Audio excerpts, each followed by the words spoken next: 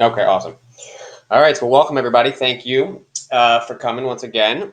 So I'm going to be introducing Matt Cords, EA, shortly.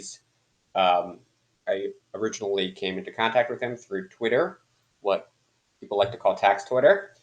He's an EA, big proponent of the EA. Been practicing for a long time, family man, and overall great guy. So without further ado, take it away. Sure. Uh, just kind of how I got into get my start, Yeah, and yeah, yeah, okay, how you got your start, and then you can take it any direction you like. yeah, sure. If you has any Uh, questions, jump in anytime. yeah, Messages or unmute yourself. sure.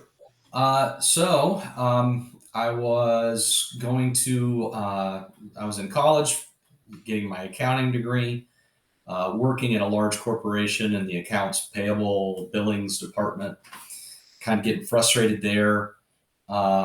Because I was looking at the all the accountants positions, and they were all filled with guys in their like 30s, and I knew they weren't going to go anywhere. So I was looking at my future, like what's going to happen here. Getting a little frustrated, being stuck. I got married around that same time frame, so it's like, okay, I got to provide, I got to do all this stuff. Expressing some frustration to my family, and one of them says, "Hey, I get my taxes done at this local small firm. Maybe you should call them." So I did. Kind of a long story short, they asked me to come in for an interview, if you will. The interview wasn't really an interview. It was basically, "Hey, really need you to come in for this job. And by the way, we want you to take this job and buy us out." So it was that I became a quick retirement plan for them. And At this time, I had no designation, I had no tax experience, none of that. So other than my accounting classes, and the CPA that owned the firm, or at least the principal partner, talked to me about whether or not to pursue the CPA, and I had never heard of an EA. And he said, we only have one client in this entire firm that requires any kind of a review or an audit, and other than that, we have none. And so a CPA license really is not required for what we do. We can easily move this client to someone else and not be any worse the wear. And he was the one that presented to me what an enrolled agent was. And so I studied most of the summer. And then that fall of 2007, so it's been a minute, that fall of 2007, I took the three parts of the exams, passed them, got my credentials and everything from the IRS in the spring of 2008. And that's what I've been doing since. 2009 is when I bought them out. So for 15 years, I owned my own firm. And at the end of that, roughly about 15 years in, I sold my client list and joined up with another firm in the summer of 2024. So that's kind of the long gist of my route to the EA. That's great. And anybody, feel free to jump in. I'm curious about the timeline. So, how quickly did you pass the EA? And that's a really fast partner track. What Yeah, did right? you in? Uh, Take us over. No experience. yeah, it was really no experience. I hired in the fall of 2006.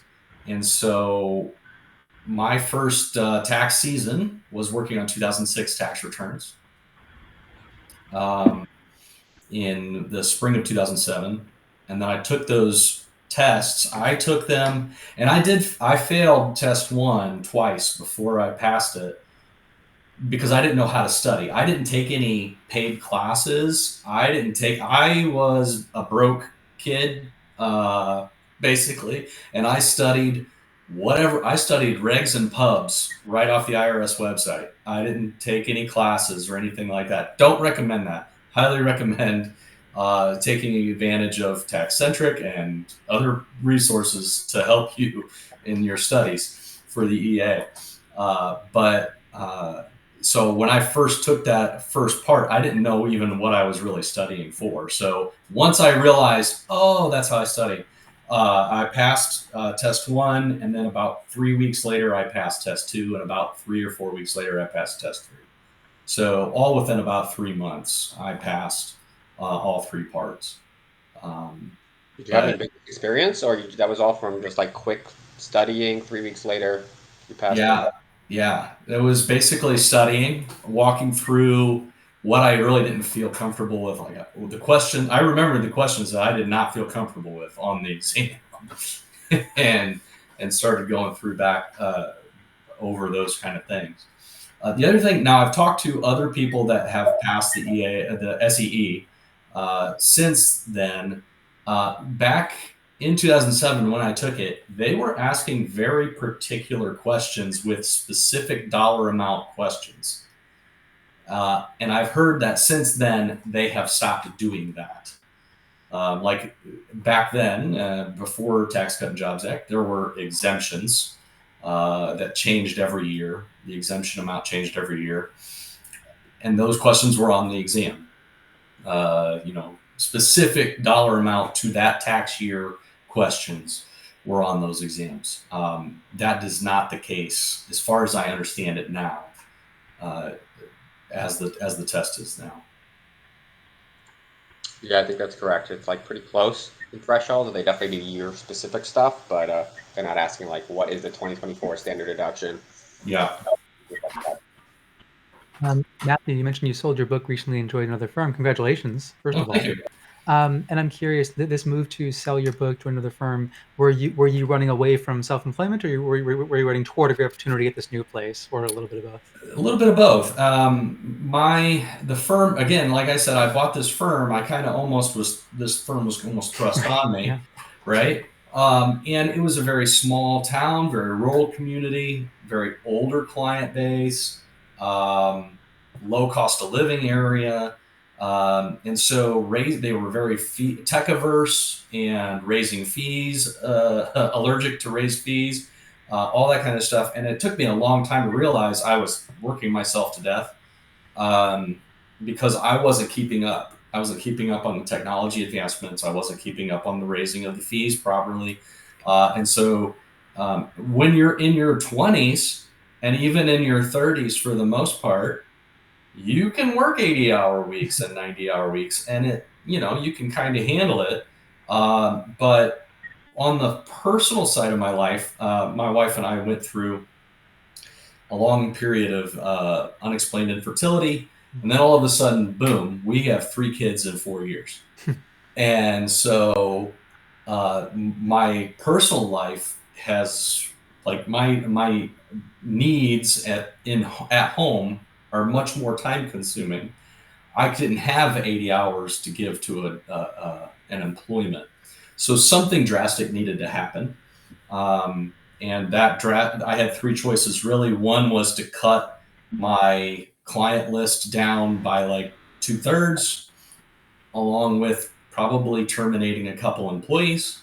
And that really wasn't a good option to me. The other option was to bring on a partner to hopefully take up some of that slack, but that would mean giving up equity, and it just wasn't something I was looking forward to. And the last option was just go ahead and sell the whole client list, because I had another job opportunity as a W-2 employee that this job opportunity promised no overtime, no weekends, kind of, some time freedom. Right. Obviously, there's always constraints when you work for someone, but the trade-offs to me, at least in the short term, were very much worth it.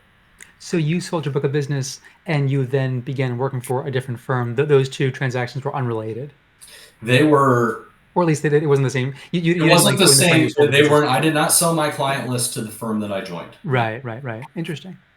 No, I sold my client list to an enrolled agent that she had worked over 10 years with the IRS as a collections agent. So she had just gotten her start maybe a couple of years prior. And I had had some communication with her, and I had referred a chunk of clients the year before to her. So it was kind of a win-win for her, a win for my employees because they got to keep their job. Okay. They stuck around with the old firm. Okay, Yep. gotcha. Yep. So. Interesting. I have another question, but I don't want to monopolize. So if somebody else has a question, or Micah, you want to say something else, feel free. I was gonna do a follow-up, but go for it. You're on a roll. So Matthew, you mentioned that you were working 80 hours a week during tax time, and that was, of course, unsustainable. It became so. So, like in those periods when you're working so many hours, is it like I need to work this many hours in order to make the revenue I need for the business and support my family, or is it more like, oh, I can make what I need to support my family on 40 hours, but I'm working more because the money's there and people want to work with me, so I'm going to do it. Like or was it a combination? It was kind of a combination. I would say the reason why is because I was what I would call a traditional firm where I maybe up until COVID hit, I barely extended a single return. Okay. I mean, there were always a handful. There's things you can't control. They get a K-1 from somewhere else, or they, things like that. But for the most part, boy, if I extended a return, my clients would have thought they were, going to die. Okay. So part of that was just I'm just going to make sure it gets done too. Okay. And during the outside, we were a little bit small business heavy, so we did payroll. Yeah. Okay. And so that was an all year thing. Sure. We had work all year long. Okay. But obviously during tax season, so you still have payrolls, you still have quarterly payroll taxes that you do in January and in April. We still had bookkeeping that we did. Sure. You still have all that stuff on top of now a massive amount of simple 1040s, a massive amount of entity returns, etc., to try and get done in about an 8-week period of time. Right. So you're trying to maybe 10 weeks, depends on when they started the filing season. Right. So you're trying to get maybe 750 to 800 tax returns out in a very short period of time. Sure, and with your kind of restriction or the client's aversion to extending, that makes the time crunch all the more severe. But I don't hear you saying like I had to do all those returns, otherwise I couldn't pay my light. The business would close. It's more like, well, they're my clients. I want to serve them. I can serve them, so why not? I'll do it. Sure. And yeah, okay. Yeah. So for the person buying your firm, they might choose to work somewhat fewer hours, but they can still make their nut with somewhat fewer of the clients that you have. Yeah. Sure. Probably. Yeah. Yeah. And that's their problem. That was their problem. And in fact, I do know, like after I sold, a decent little chunk of my former clients decided to go elsewhere. So, okay. And obviously you can only do so much, but that was kind of the aversion, right? They didn't want to be extended. They didn't want to, use digital portals. They wanted paper copies of their tax returns. They wanted everything done the way it had always been done for the last 40 years. So, yeah. Yeah, fair enough. Thank you. Mm-hmm.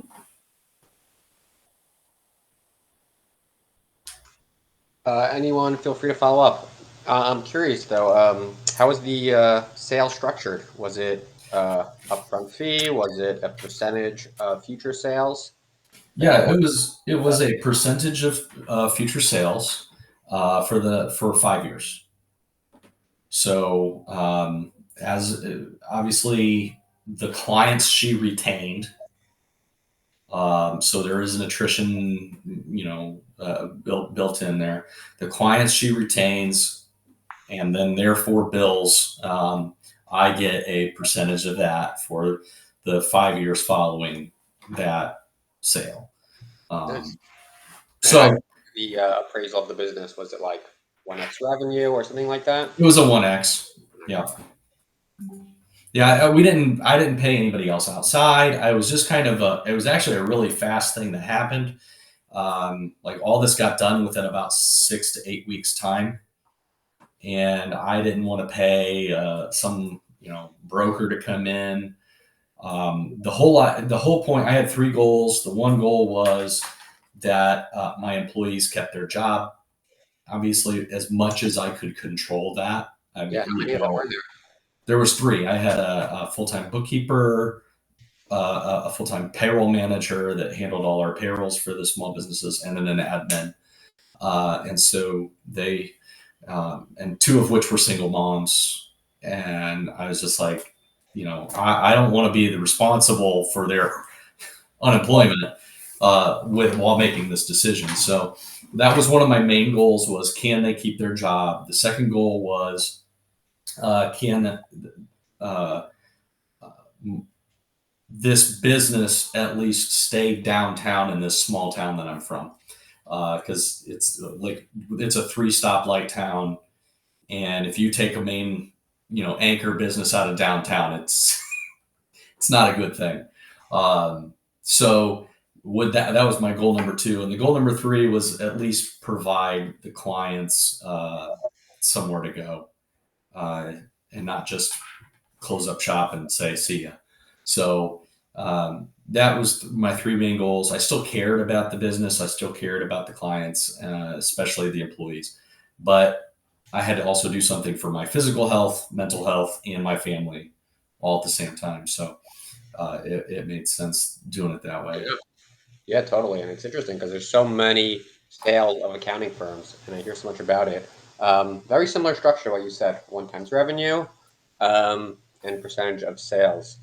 But it's interesting because there's so many biz people, so many solo operators, and you have a broad perspective. Are you working from home now, or are you working? Yeah. You're working from home. That's great. Yeah. Which would you prefer? Or give us the pros, cons, employee versus business owner. A lot of people in the apprenticeship are, at a crossroads. They could do either, really. Sure. I think it is a completely dependent upon your personality. It's completely dependent upon your situation. There's no doubt that I still have a little itch to be that calling all the shots or making all the decisions. But then there's a lot of times I'm just like, you know what, that's above my pay grade, and I don't have to make that decision. So there's pluses and minuses to each one of those things. I do feel like my experience in the business and the firm owner space has actually helped the firm that I work for as an employee. Andrea and Jeremy, if for those of you who may not know, they're the partners in the firm that I work for. They value my input.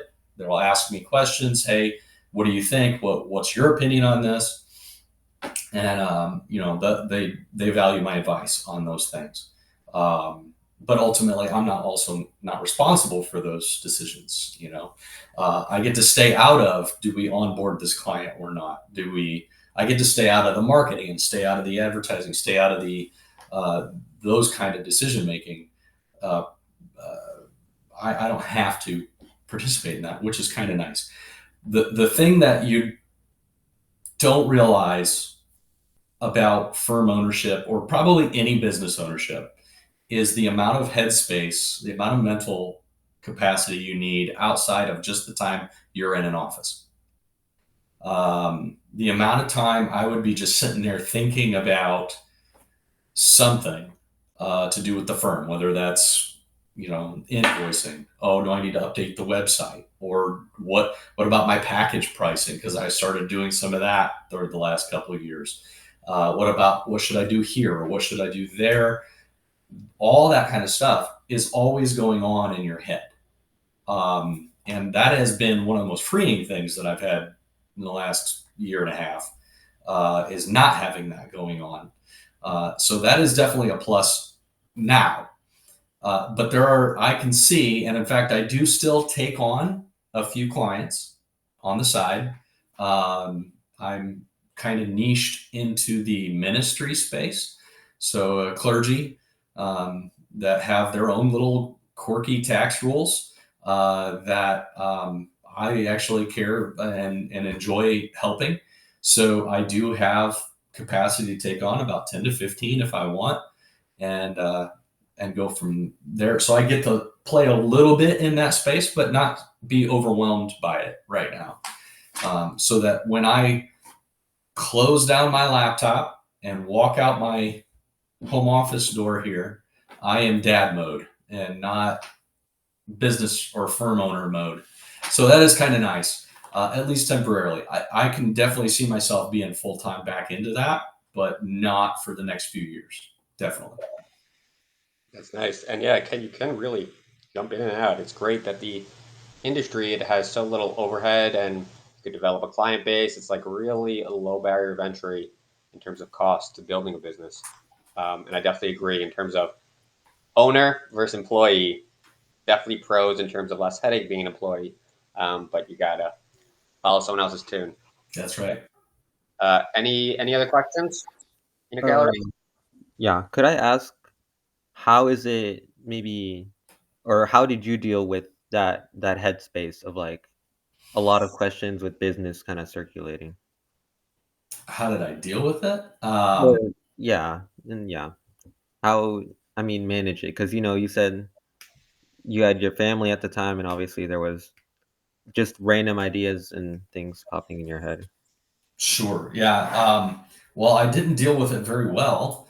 Uh, I would say beforehand, before kids came along, my oldest son, first son, was born in 2021.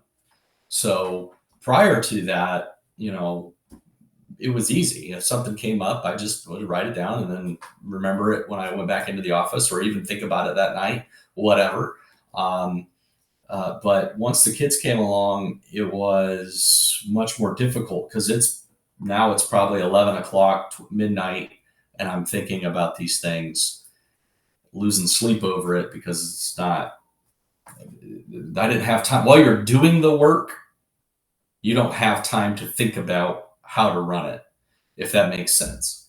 So if I were to go back into it, how would I process the headspace? I would probably schedule my time to go, okay, from this time of this day, whatever that is on the calendar, I'm setting this time aside strictly to brainstorm things on how to run the firm, directions the firm need to run, that I'm not doing tax work, payroll work, bookkeeping work, client advisory.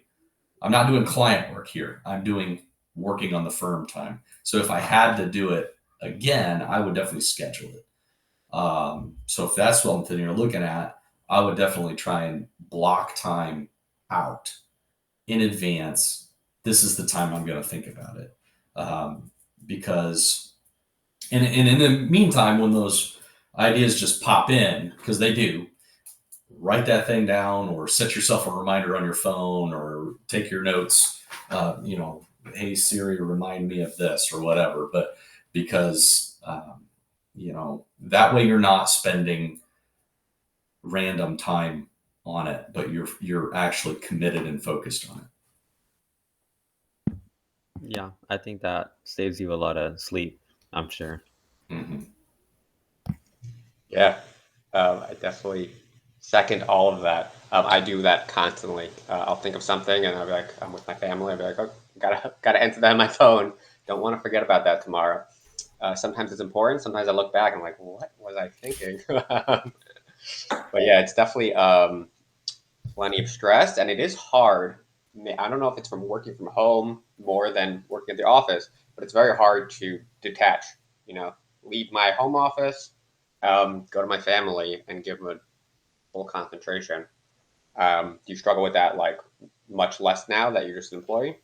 Yeah, I mean, there's still always an element of, boy, like right now we're heavy into tax projection season, and so you're thinking, especially is there something we could do for this client before year end, or things like that. So that stuff still sticks with you. But one thing I'm not sure if you're familiar with Randy Crabtree. tri-merit, big into bridging the gap. But I was at, I've heard of that. yeah, I was at the first tax retreat in Denver in 2023. Went to, he talked there about burnout, which was very common in our field. And one of the things that he recommended was doing something physical to ensure that you do shut down that part, even if you're working at home, especially if you're working from home. And so he recommended you have something, a routine that tells your body to tell your mind that you're done. And so that is, you go onto your laptop, you go into shut down, and then you close the lid to your laptop, and then you push your chair into your desk, and you turn the lights off into your office, and then you shut the door to your office. And it sounds very physical, very routine, very menial things, but it's like telling your body you're done. Totally. And you're leaving that behind. And now you're going to your family, and you're that's where you are present. Because even like my wife would say, yeah, you're here physically, but you're not here mentally. That's and what that was something she would say to me quite often, because she could read it on my face, that I wasn't there. So, but that kind of helps, that kind of thing of separation. Yeah, really does help. I've tried variations of that, but I like that, closing the door and saying I'm done for today. I think what people underestimate is that when you set boundaries with clients, they really are respected and pretty easily. Like they just really have to be established and reminded. But once they are, it's really like, for me, I don't take unscheduled calls, which is very uncommon in the industry, especially older crowds. People are used to just calling their accountant and hoping they pick up. I don't do that ever. So, and if people try and get me, and without scheduling it, I tell them, you got to go through my Calendly, etc. And also, just like, I'm available 9 to 5. I tell people there's no such thing as an accounting emergency. Please don't call me in the night. Call your therapist if you're anxious about it, but I can't do anything until the morning. So, so I think that is, people feel they need to do, 24/7, be on the clock, all available, and it's not really true. People have struggle with maintaining those boundaries, but if people set them, the clients really do respect them. Sure. And most of the things that clients came to expect for those quote unquote emergencies were out of scope work anyways. Like you agreed to maybe a tax preparation, maybe you agreed to monthly bookkeeping, but you didn't agree to CFO services. You didn't agree to helping them, maybe even responding to notices if that's not part of the scope. Different things like that you didn't necessarily engage with, and the client just expects you to take. So yes, setting those hard boundaries and then using it. Hey, you know what? That's not part of our agreement, but I'm happy to do that for you if you want to sign this different agreement, and go ahead and make that deposit up front here, and we'll make that happen.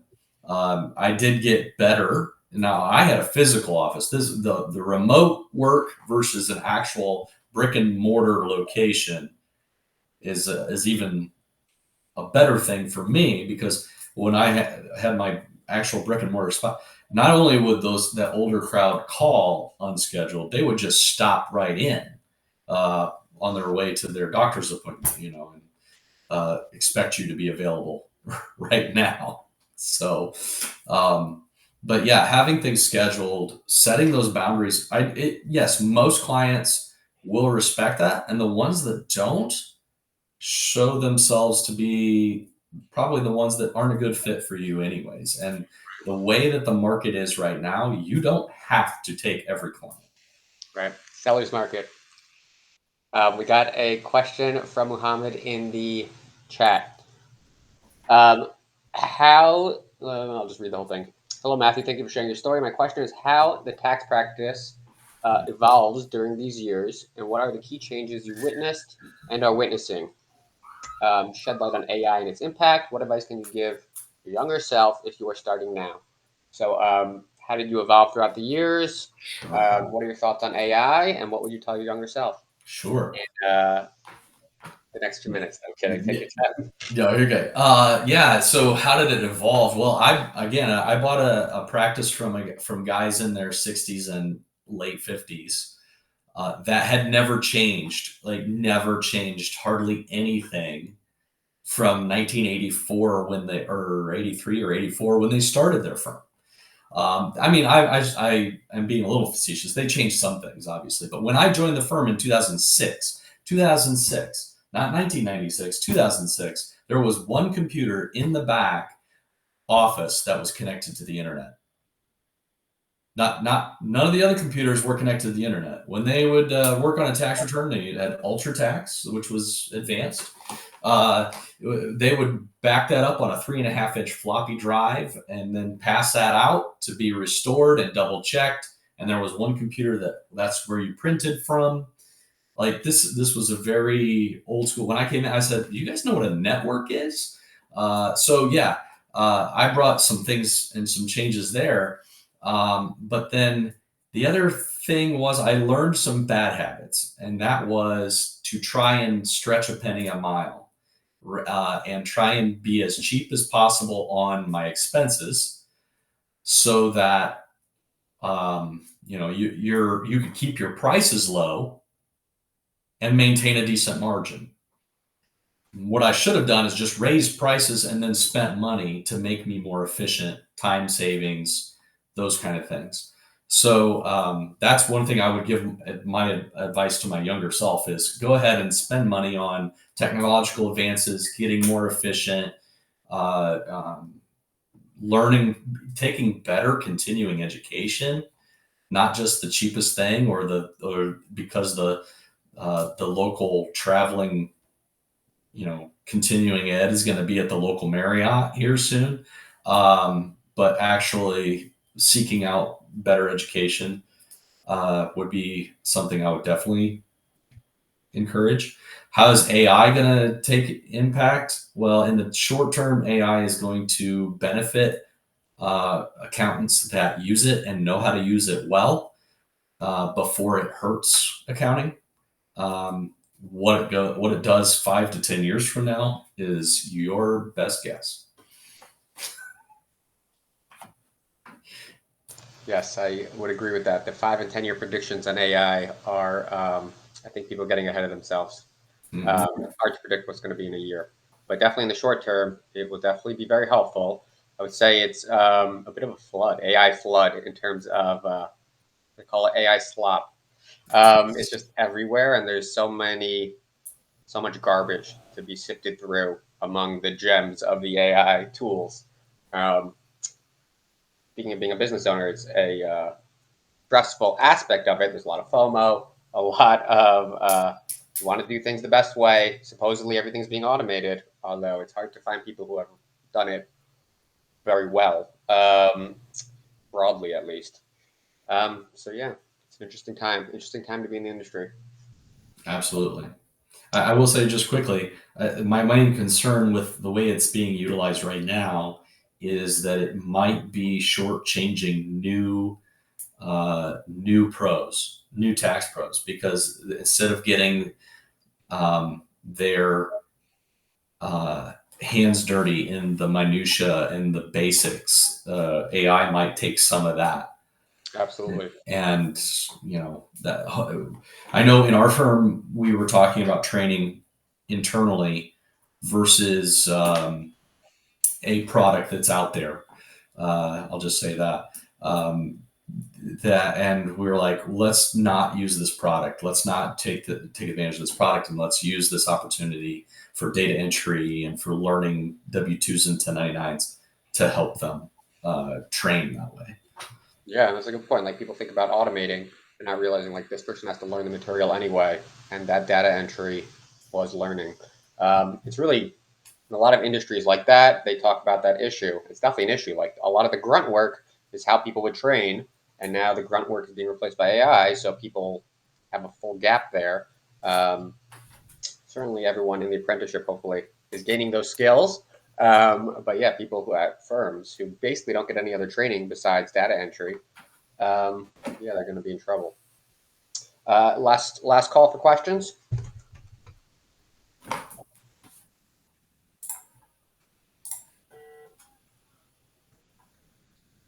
Okay. All right. Any final words? Tell us a little bit about your kids before you go. Sure. Yeah, I've got 3 kids. My oldest is a boy, 4. I have a little girl that turned 2 and an 8-month-old little girl. So they are keeping us hopping and staying very, very busy. Oh yeah, I got 2 of my own. So yes, they are definitely a handful. Yeah. Well, thank you so much. Really, really appreciate it. Everyone can find Matt on Twitter, where he is a avid user and has some great content. He likes to start mix the pot, start a few tax Twitter battles, which is Every once in a while. yeah. And we really appreciate you sharing all your insights. Thank you very, very much. I appreciate it. You got it. All right, take care. Take care, everybody.